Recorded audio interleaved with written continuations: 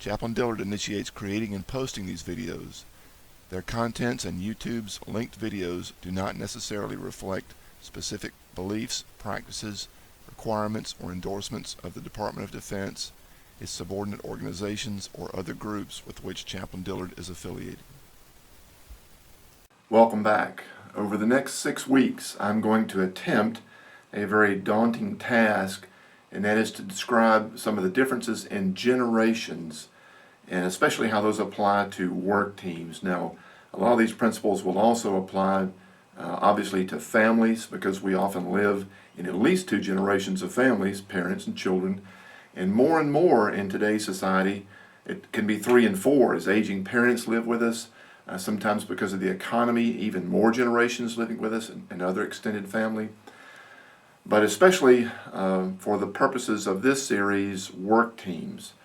We have in the organization for which I serve right now, we have people in their 60s and 70s who have been experts in their field for decades, who are working with people straight out of college with their own master's degree or subject matter expertise and experience in a PhD, but still in their early 30s, and generations everywhere in between. And because we work in the same field, in the same office, wearing similar clothing, it's very easy to think that we think the same way, or value the same things, or perceive the world in the same way. Nothing could be further from the truth. But unless we are intentional to think about some of those things, identify the elephant in the room, and to be intentional in our relationships to understand each other, then the synergy of the team will really be hindered. So before I get started, let me say one other thing. Obviously, I cannot capture any generation and say that every person in that generation is like this. Now, I'm a baby boomer. I was born in '63. I'm from South Carolina, and you might think that those things would identify me and manifest in me being a certain type of person. Not necessarily. We're going to make some general observations about national events, sometimes worldwide events, that intrinsically impacted each generation, that shaped them. Now, obviously, what type of family they grew up in, where they grew up in the country, life choices they made. For example, me joining the military, pursuing a certain line of education, moving around the world, those things shaped me differently than others who might have grown up in a different part of the country, in a different type of family, a different local economy, etc., etc. However, these are still national and often world events that we're going to look at that shape people who grew up during those formative years, especially in their teens and in their early 20s, when they were really beginning to concretize their view of the world. Okay, does that make sense? Well, let's go ahead and get started. You can see here that I've got at least 4 sources from which I have drawn. You can pull those up for yourself. They're very eclectic, but very well researched. I think you'll find some usefulness there. I won't go into those details for you just for the sake of brevity. This on the right side is a map of several dozen countries in a study, a multidisciplinary study since 1981. It's a national survey of social concerns in 80 countries over 6 continents, over 90% of the world's population. Generally speaking, reductionism, boiling things down to something that's so complex, boiling it down to a couple of points is not a good idea. And they're not saying this explains everything, but this explains a lot of why cultures change and individuals change. And it is generally about economic stability that may have resulted from different dynamics in the country or the generation and manifest in different ways, but it's generally about economic crisis or the absence of crisis because that's been overcome or being in a state of transition or flux. And here's their conclusions: that generations change based on crisis. That is usually economic, and changes to economic security lead to changes in social values, which lead to changes in political systems, which lead to changes in individual expression. Now, we're not saying by that what the changes should be, what they are in every individual's case, how that person expresses their individuality, what they trust in. But these are some basics that are true. They're just general axioms that you can observe in entire nations and certainly in generations in our country. Well, let's go ahead and look at some of the generations. And in this introduction, we're just going to look at some basic themes that impacted each generation, starting with the greatest or the silent generation up into the present generation, which I'm going to make some predictions about because they're not entirely done in terms of the generation being born from 2000 to about 2020. But we're getting close. So let's dive in and take a look. The silent or greatest generation, when multiple hardships say that we have to work together. Now, Tom Brokaw in his book, The Greatest Generation, so we often refer to this as the greatest generation. Other social scientists refer to this time period and the people from this time period as the silent generation because they were doers. They didn't speak a whole lot, especially in comparison to the baby boomers who came next, who had a whole lot to say and still have a lot to say. One of the things that Tom Brokaw said made them the greatest generation is they were doers. They had to get it done, and they got it done. You may have heard the old adage, necessity is the mother of invention. The mother of initiative, I would add to that, and that certainly describes this generation. Here are some specific things that impacted them, that shaped them who they were and who they still are. Bottom line up front is they went from hard times to prosperity. They were raised in the roaring 20s, and then all of a sudden, the Great Depression, World War II, the New Deal, Korea, and the beginning of corporations. So they went from a high time to a very, very hard time and brought it back to a time of prosperity. They made it happen. They're doers, they're tenacious, they're thick-skinned. That is generally who this generation is. And you have a grandfather or a great-grandfather or a grandmother like this. You may work with people like this. You may have a neighbor like this. And you've probably heard the old adage too, you don't know me until you've walked a mile in my shoes. We can say that of any generation. But whatever generation you're from, we tend to think of others from the perspective of our shoes. We just can't. We have to be open-minded and to think about what they went through that shaped who they are. And again, not every individual was shaped into that image of the guy on the cover of Tom Brokaw's book who went in the trenches of World War II and came back a thick-skinned, silent hero. There are other ways that people responded to that, but generally speaking, that describes the greatest generation. Next is the baby boomers, when unusual prosperity says you can do anything. Bottom line up front here is they lived from the radical 70s to the yuppie 80s. They were raised in civil rights, the civil rights era, Vietnam, social revolutions, the Cold War, space travel, and significant increases in divorce. This is a time building on what the greatest generation established of great prosperity. And other than the last one, the significant increases in divorce, there are incredible achievements that they went through that kind of instill they can do anything. So these are still doers, but they're also very outspoken about the fact not just that we should do things, that was the greatest generation, we have to get this done. Now it's more we can get it done. A lot of initiative, a lot of creativity, a lot of very outspoken, opinionated people, hard work ethic, but more outspoken and a little more individualistic than the greatest generation who had to pull together for that one great fight of World War II and similar difficulties.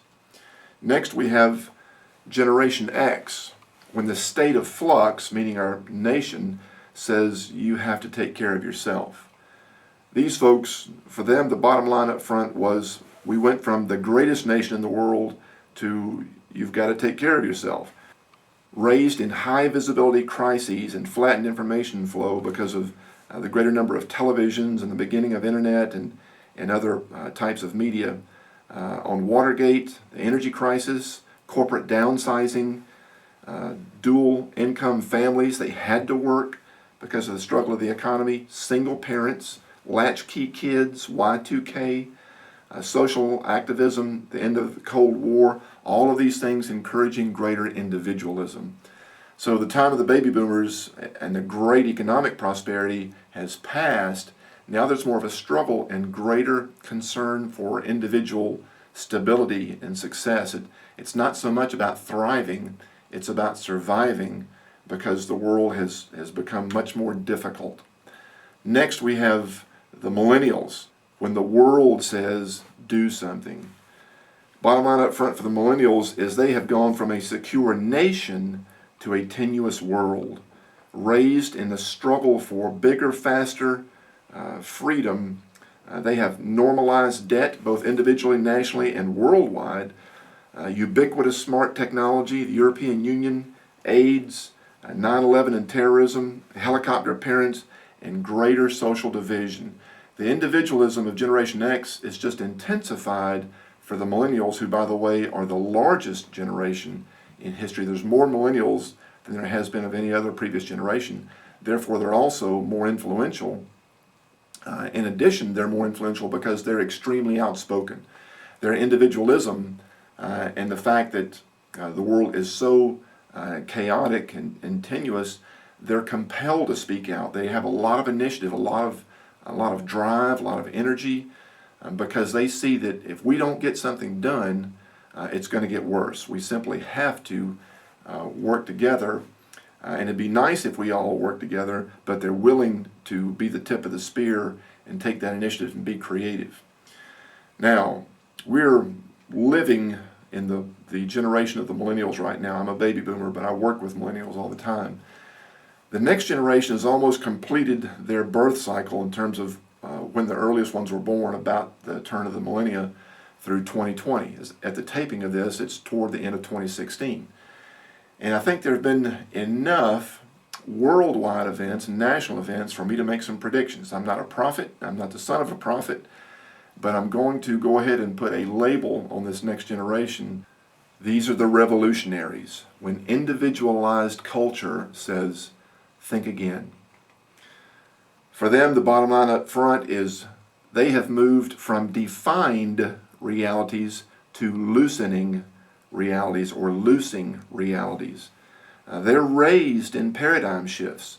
When our highest leader says that there were weapons of mass destruction in Iraq, now individuals have come forward and said no, that there weren't. Religion that was often seen as good and peaceful and something that's helpful, now we see propagating terror. There's much greater globalization because of technology and because of the world economy. We have our first minority president. The Affordable Care Act has enabled everyone and required everyone in our nation to have health care. Self-identification has been a huge thing for this generation. The recession and the struggles of the European Union. So this generation has seen that in the past, now let me pause this with a parenthetical thought. Everything I've said about all of the generations has been happening for millennia. We tend to go in cycles, about 4 cycles. And this happens over and over and over based on economic security.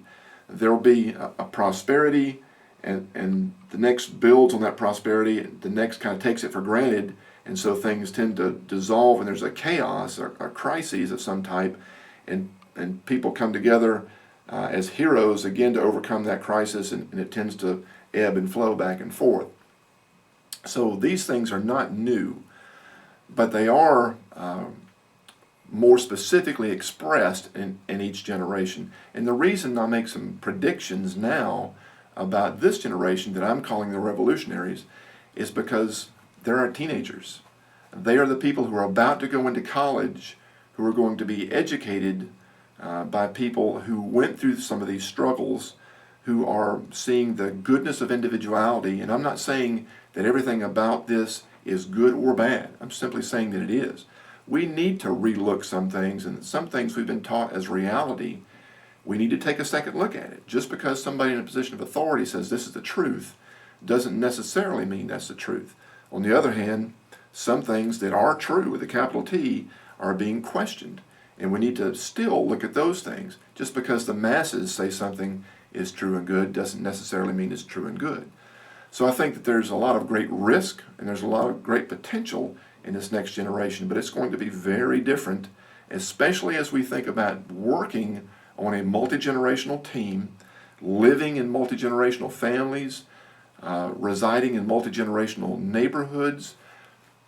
Gone is the time of when we all lived on farms beside each other and we talked over the fence, and that community that we lived in was very homogeneous. We are now very heterogeneous in our neighborhoods, in our work, in our social groups, everything. We're very, very eclectic. And just because we live in the same area, work in the same office, have the same style of dress, come to the same building, we cannot assume that we think and perceive the world the same way. If we do that, there's going to be a lot of struggle in genuine understanding and working together for the same goal. So hope this introduction has been helpful to you. It's been a little long. Next time, over the next several videos, we'll look at each generation and some specific applications to work teams, and I hope you'll join us then. At the release date of this video, I am stationed with Research, Development, and Engineering Command, RDECOM, at Aberdeen Proving Ground, Maryland. Because the majority of our personnel are in this area, I spend most of my time here. I do, however, travel to our distant units based on command priorities and budget. I place these videos on YouTube for broad visibility to Army personnel and their families, but I hope the videos will be helpful to others too. If you are assigned to RDECOM and want to request specific topics by video, training on site or by VTC, or confidential counseling on site or by secure webcam, you can contact me at jeffrey.d.dillard.mil@mail.mil.